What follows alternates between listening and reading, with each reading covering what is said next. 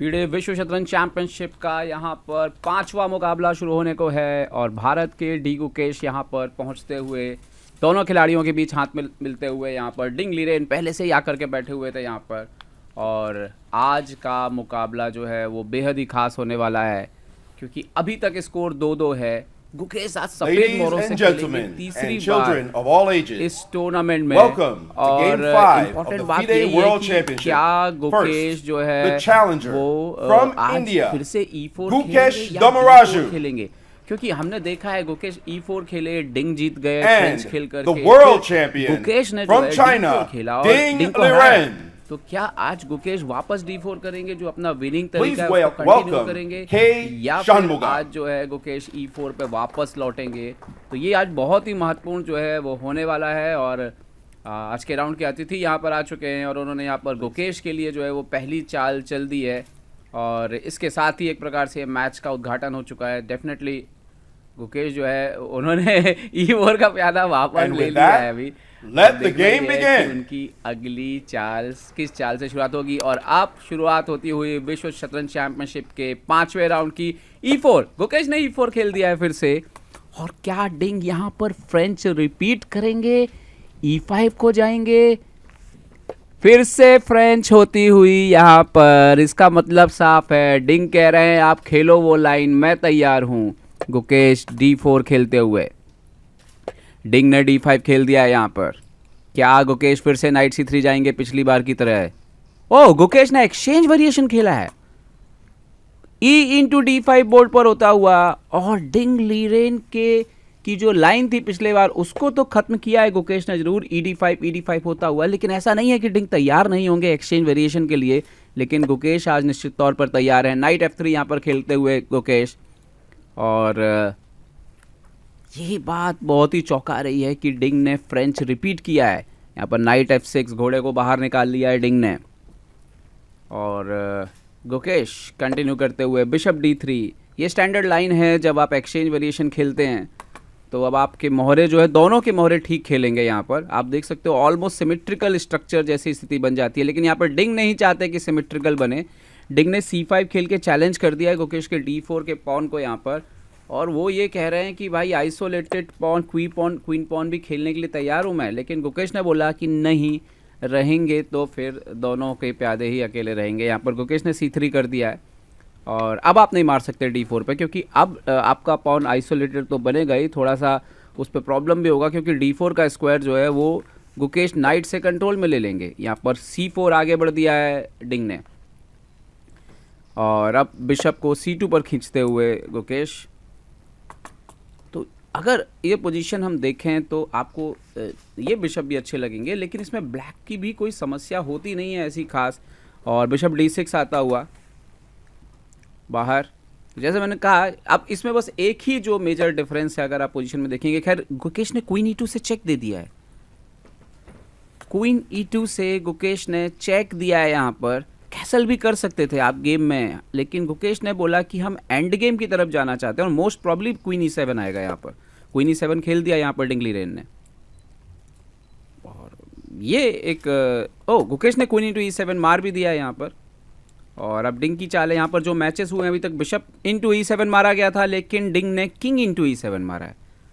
तो निश्चित तौर पर मैं ये कहूँगा कि इस मुकाबले में डिंग आउट ऑफ प्रिपरेशन तो नहीं है, उनको जानकारी है। और यहाँ पर गुकेश कैसल करते हुए, क्योंकि ना तो उन्होंने अभी कोई बहुत ज़्यादा समय लिया है, दोनों के समय बिल्कुल बराबर हैं, तो ज़रूर ये पोजीशन जो है इंटरेस्टिंग है। रुक आता हुआ यहाँ पर E8 पर और हम आगे चल के थोड़ा सा डिस्कशन जरूर करेंगे कि एक ही डिफरेंस है स्ट्रक्चर में गुकेश के स्ट्रक्चर में कोई वीकनेस नहीं है, जबकि डिंग को D5 थोड़ा सा केयरफुल रहना पड़ेगा।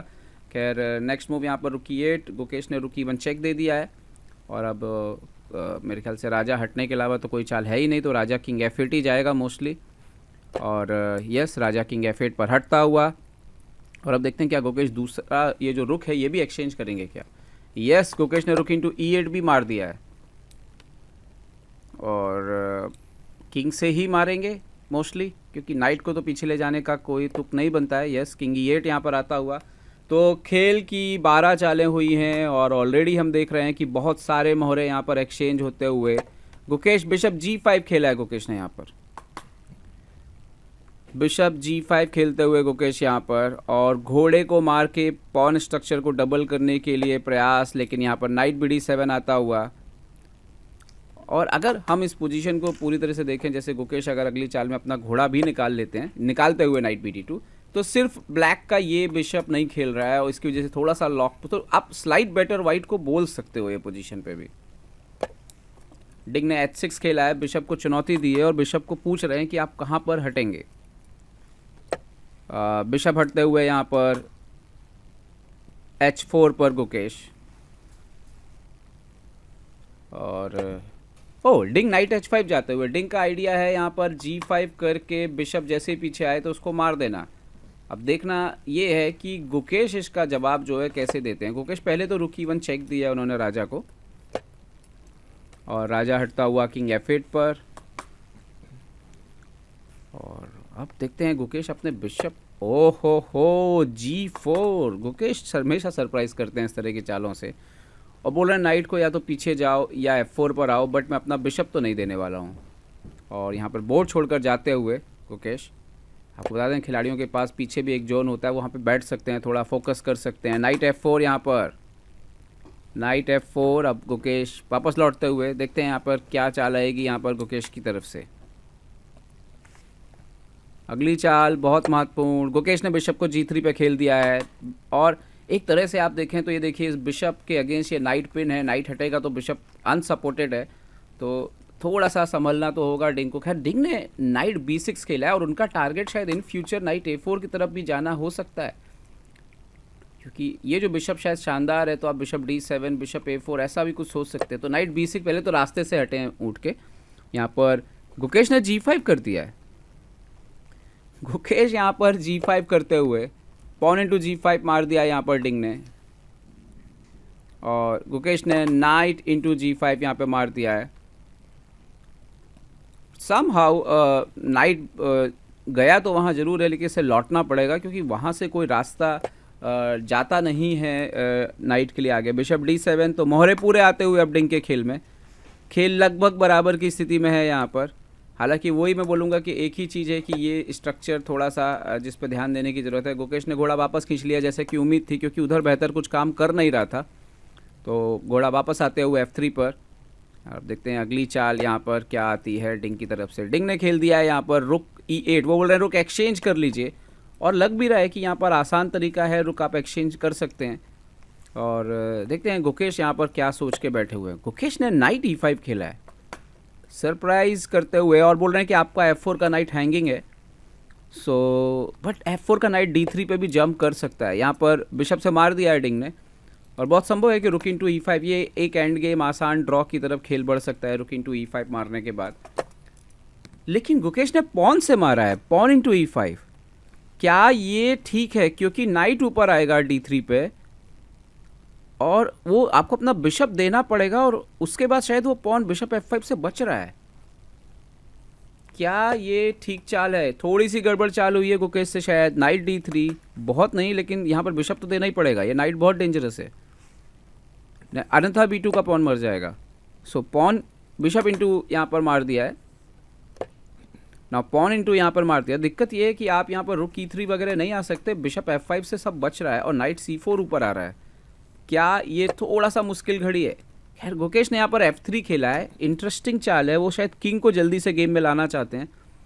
और देखते हैं डिंग यहाँ पे क्या खेलते हैं। डिंग ने नाइट C4 खेल दिया है, और यहाँ पर नाइट को नाइट से मारना ही पड़ेगा। एक और तरीका हो सकता है बिशप F4 से आप बचाएं,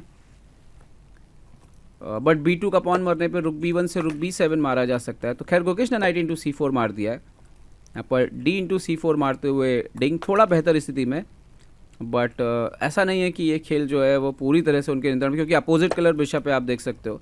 रुक E4 यहाँ पर आता हुआ, गुकेश C4 के पॉन पर अटैक करते हुए, और रुक C8 एक ऑप्शन हो सकता है यहाँ पर। खैर बिशप C6 यहाँ पे खेल दिया है डिंग ने, और देखते हैं अगली चाल क्या होगी। ओह रुक D4, ये बहुत इंटरेस्टिंग है कि आप रुक C4 नहीं मार सकते थे, अदरवाइज रुक इंटू D8 के बाद गेम खत्म हो जाता। गुकेश ने रुक D4 सटीक खेला एकदम, और डिंग ने बिशप इंटू F3 मार दिया, एक पॉन की बढ़त लेते हुए डिंग यहाँ पर।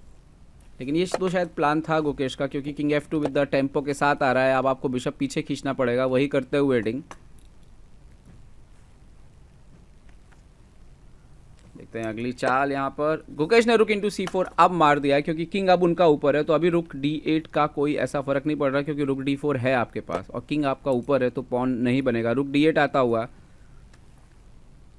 बट शायद अब ये पूरी तरह से खेल जो है वो नियंत्रण में है गुकेश के। गुकेश ने रुक D4 खेल दिया एक्सचेंज करने के लिए। रुक इंटू D4 होता हुआ यहाँ पर, और रुक into D4, pawn into D4, और थोड़ी देर में शायद D3 का पॉन फॉल हो जाएगा। ये बल्कि गुकेश एक पॉन अप हो सकते हैं पोजीशन में। यहाँ पर बिशप D5, A2 के पॉन पर नज़र, बट शायद आप B3 बेहतर रहेगा। B3 या A3 करके, B3 ज़्यादा बेटर होगा, क्योंकि B3 यहाँ पर कर दिया है गुकेश ने। और अब ये खेल बिल्कुल ड्रॉ की तरफ जा रहा है, जहाँ पे गुकेश थोड़ी देर में पॉन अप भी हो जाएंगे।